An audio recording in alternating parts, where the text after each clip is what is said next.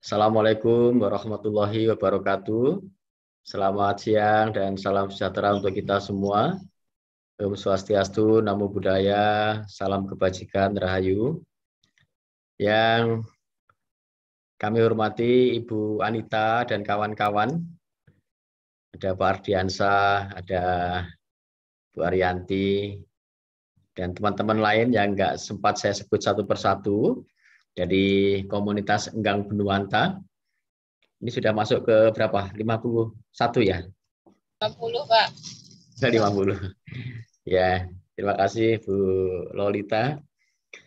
Dan Bapak Ibu yang berbahagia, sekali lagi saya menyampaikan syukur, Alhamdulillah.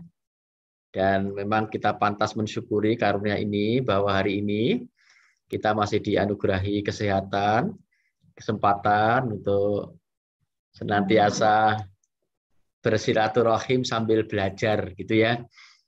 Ya, ini komunitas Enggang Benuanta ini mudah-mudahan menjadi komunitas yang saling memberdayakan, yang saling gotong royong untuk membantu satu sama lain.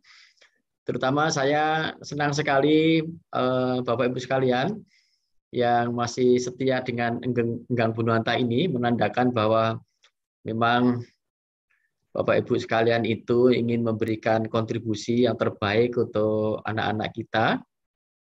Ya, bukan semata-mata untuk mencari sertifikat ya, saya percaya itu. Jadi kewajiban kita penuhi, nanti haknya akan kita dapatkan.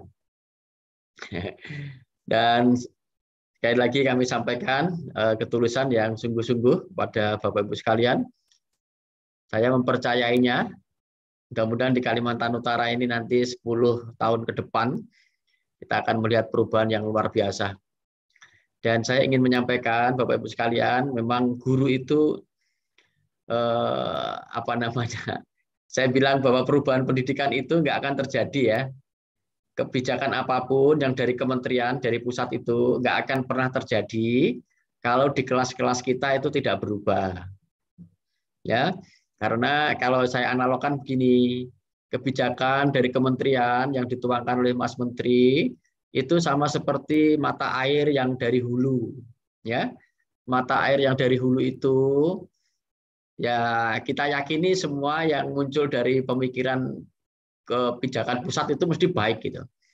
Apalagi seperti gagasan Mas Menteri yang sekarang dengan Merdeka Belajar itu bukan hanya baik tapi sangat baik gitu, karena meluhurkan kembali nilai-nilai kemanusiaan yang itu menjadi hakikat di dalam dunia pendidikan ya. Nah, itu kan kita tahu Merdeka Belajar itu kebijakannya sangat bagus. Nah, kalau nanti kebijakan itu mengalir sampai ke hilir, yang hilirnya itu adalah Bapak Ibu sekalian. Hilirnya itu adalah di kelas-kelas kita, di satuan pendidikan. Bahkan kalau satuan pendidikan itu diperkecil lagi, itu adalah di kelas-kelas kita. Nah, kalau diperkecil lagi, itu adalah interaksi antara Bapak Ibu dengan peserta didik. Itulah yang dimaknai sebagai kurikulum itu sebenarnya adalah interaksi antara guru dan murid. Itu sebenarnya. Maka kalau kurikulum itu berubah berkali-kali, tapi kalau gurunya itu tidak berubah pola interaksinya, maka sesungguhnya tidak pernah terjadi perubahan. Ya, kalau saya mengatakan kurikulum itu tidak berubah, tapi kalau Bapak Ibu tiap hari itu berubah, selalu memperbaiki hubungan ya dalam berinteraksi dengan peserta didik, maka sesungguhnya kurikulum itu telah berubah. Ya, dan ini harus kita jaga bersama-sama Bapak Ibu sekalian, dan itulah sebenarnya kepentingan kami semuanya ingin memastikan bahwa kami ingin memberikan dukungan kepada Bapak Ibu sekalian agar Bapak Ibu sekalian itu betul-betul nanti melaksanakan proses itu jernih seperti jernihnya kebijakan yang keluar dari Mas Menteri. Nah, kita ingin awasi di mana sebenarnya titik-titik kritikal gitu ya, titik-titik kritis yang menyebabkan terjadinya kontaminasi. Misalnya, kalau ternyata di dalam proses pembelajaran nanti Bapak Ibu tetap dibebani harus menyiapkan ini, harus tersedia ini gitu. Ya, itu sebenarnya titik kritikal, titik-titik yang menyebabkan terjadi kontaminasi. Nah, mari Bapak Ibu semuanya kita jaga kemerdekaan Bapak Ibu juga ya. Yang paling penting di sini yang harus dijaga betul adalah kecintaan dan ketulusan Bapak Ibu untuk membantu peserta didik. Sekali lagi ya, kalimat membantu maknanya itu harus dipahami, namanya membantu itu meringankan, memudahkan, menyederhanakan, menggembirakan gitu. Kalau orang membantu kok membebani, ngerepoti, membuat susah, membuat sedih, membuat tambah berat, nah itu namanya bukan membantu ya. Jadi kalau ada orang tolong bantu saya, ini berarti kita harus mengambil peran di mana yang kita lakukan itu bisa meringankan beban. Satu, dua, mungkin kita nggak bisa meringankan. Kedua, kita apa? Menyenangkan. Gitu. Jadi ada orang mengadu ke kita sakit ini, sabar ya, dengan empati kita, dengan itu sudah ikut meringankan itu namanya.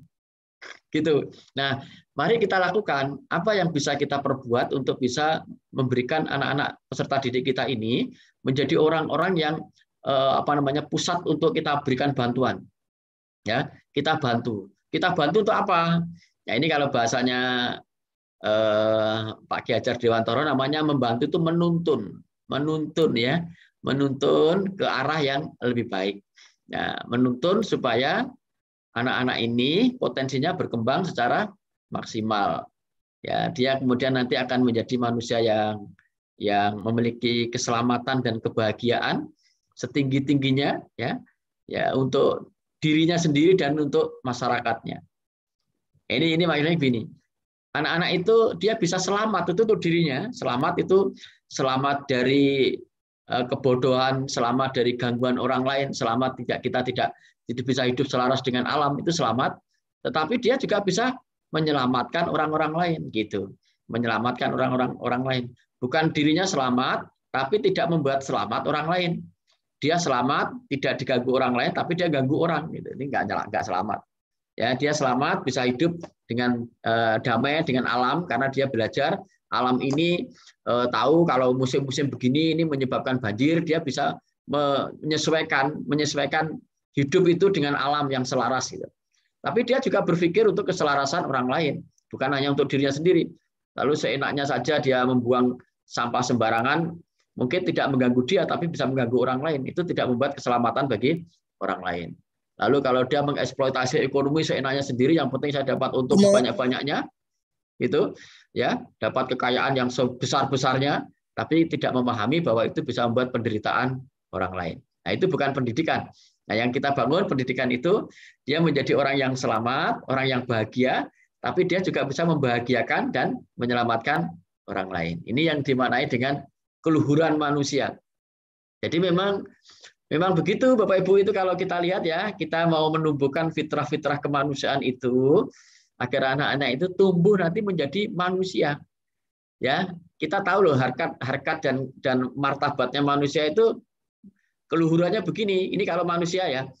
Kita tidak mungkin bisa merasa bahagia kalau kita menyaksikan ada orang lain yang masih menderita.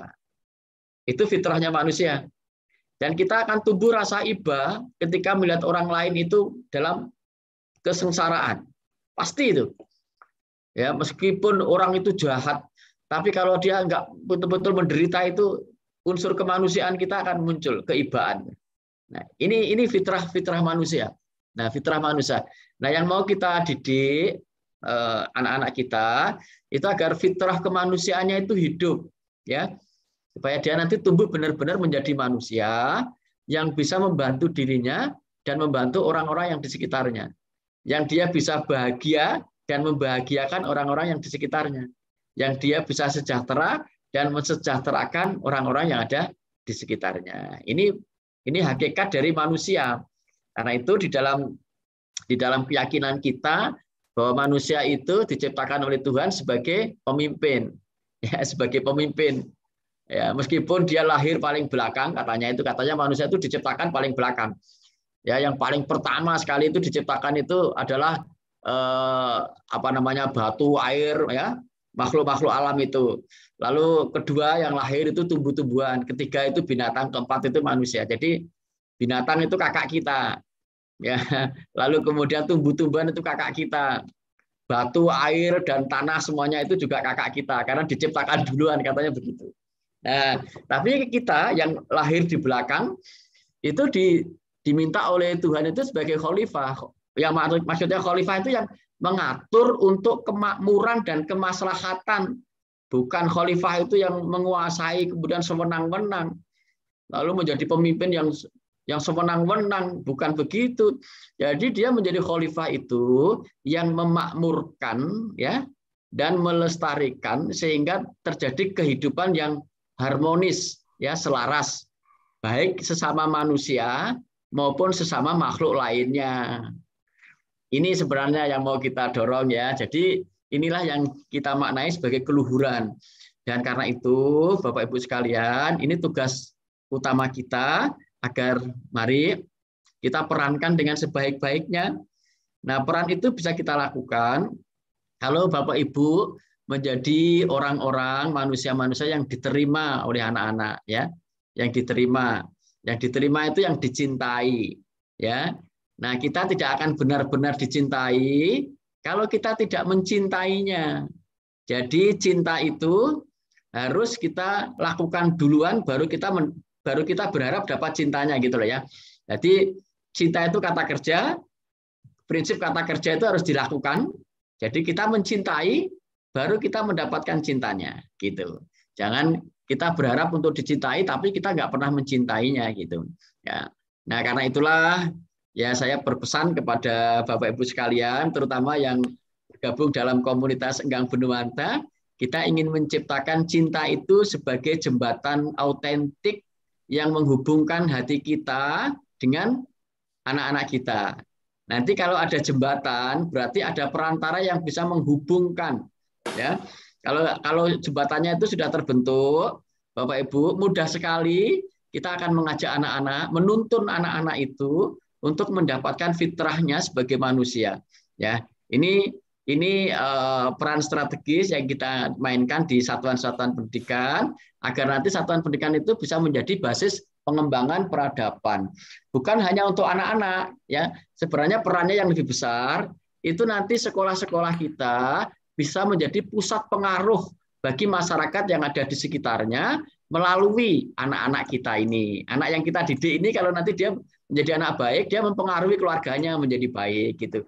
Jangan terbalik bahwa seolah-olah sekolah itu menjadi sasaran tindakan masyarakat. Tidak, karena masyarakat itu tidak terkendali, masyarakat itu tidak terdesain. Yang sekolah itu terkendali dan sekolah itu terdesain. Jadi hanya ada nilai-nilai kebaikan yang ditanamkan. Kalau di masyarakat itu ya kacau, ya ada kebaikan, ya ada keburukan. Nah, anak-anak di sekolah nanti mulai belajar memilah mana yang baik dan mana yang buruk. Nah, disitulah nanti sekolah akan menjadi pusat pengembangan peradaban, karena orang-orang yang di situ adalah orang-orang yang penuh cita kasih dan menumbuhkan nilai-nilai kemanusiaan. Ya, inilah yang mau saya katakan bahwa guru itu bukan sembarangan ya. Jadi kalau Bapak Ibu itu hanya berpikir bisa mentransfer pengetahuan, itu guru sudah ketinggalan itu.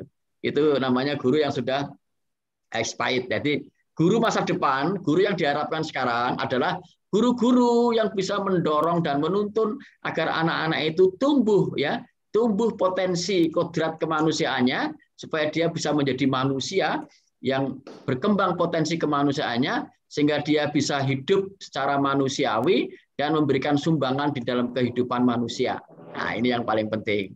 Nah, itu ya Bapak Ibu sekalian, itu pesan yang dapat saya sampaikan. Ya, saya berkali-kali untuk menyampaikan itu Bapak Ibu, mudah-mudahan nggak bosan gitu, supaya nanti terngiang-ngiang terus di pikiran kita bahwa tugas utama kita adalah menuntun, ya, menuntun kodrat kemanusiaan, ya, bahwa mengajarkan materi pengetahuan itu untuk kepentingan kemanusiaan. Jadi materi yang kita ajarkan harus meluhurkan nilai kemanusiaan, ya.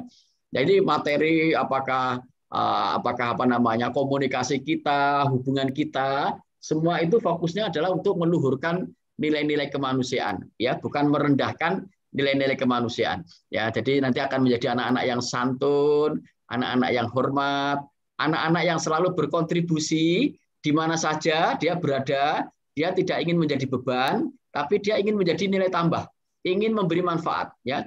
Di dalam hubungan dengan siapa saja, orang yang berhubungan dengan anak-anak yang terdidik ini, orang ini akan merasakan mendapatkan manfaat. Apakah mungkin keceriaannya, apakah mungkin kesabarannya, ya, apakah mungkin ringan tangannya untuk membantu, apakah mungkin kata-katanya yang menghibur, yang menyenangkan gitu.